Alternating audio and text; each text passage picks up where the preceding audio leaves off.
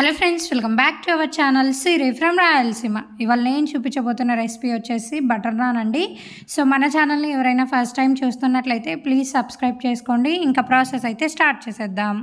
ముందుగా ఒక బౌల్ తీసుకోవాలి. అందులోకి ఒక జల్లెడని పెట్టుకొని ఇప్పుడు ఇందులోకి మైదా పిండిని వేసుకోవాలండి. ఇక్కడ నేను 2 కప్పుల వరకు మైదా పిండిని అయితే తీసుకుంటున్నాను.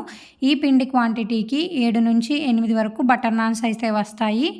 నెక్స్ట్ ఇందులోకి అరకప్పు వరకు పెరుగు, అలాగే రుచికి సరిపడా ఉప్పు, ఒక చిటికెడు వంట సోడా అండ్ అలాగే 1 స్పూన్ షుగర్ని వేసుకోవాలండి. ఇక్కడ నేను షుగర్ పౌడర్ని అయితే వేసుకుంటున్నాను. సో మొత్తం అంతా బాగా కలుపుకోవాలి.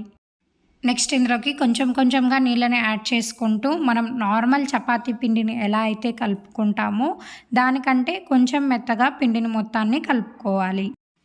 ఇలా మొత్తం కలుపుకున్న తర్వాత లాస్ట్లో 1 స్పూన్ ఆయిల్ యాడ్ చేసి మొత్తం అంతా బాగా కలుపుకొని మూత పెట్టేసి ఒక అరగంట సేపు పిండిని బాగా నానబెట్టుకోవాలి.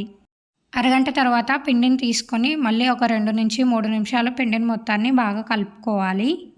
పిండి మొత్తం బాగా కలుపుకున్న తర్వాత ఇప్పుడు పిండిని అయితే డివైడ్ చేసుకోవాలండి. మీరు ఎన్ని బటర్ నాన్స్ అయితే చేసుకోవాలనుకుంటున్నారో అన్ని ముద్దలుగా డివైడ్ చేసుకోవాలి. ఈ పిండికి మినిమం 7 నుంచి 8 వరకు బటర్ నాన్స్ అయితే వస్తాయి.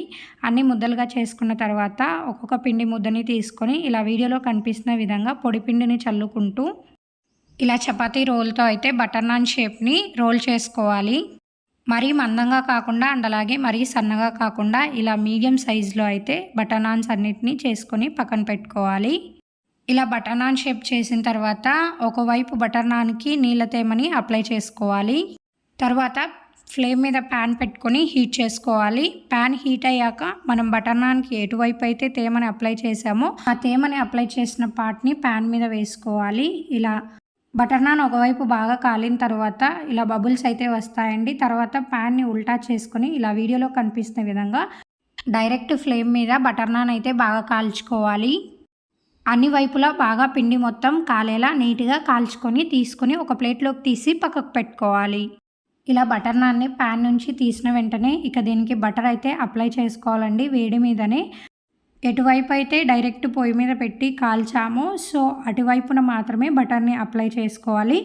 ఇక రిమైనింగ్ పిండిని అంతటినీ కూడా ఇలాగే బటర్ నాన్స్ చేసుకొని తీసిన వెంటనే బటర్ని అప్లై చేసుకొని తీసుకోవాలి. సో ఇంకా మన సూపర్ టేస్టీ బటర్ నాన్స్ అయితే రెడీ అయిపోయాయండి. బటర్ నాన్స్ అయితే చాలా సాఫ్ట్గా వస్తాయి. తప్పకుండా ట్రై చేయండి.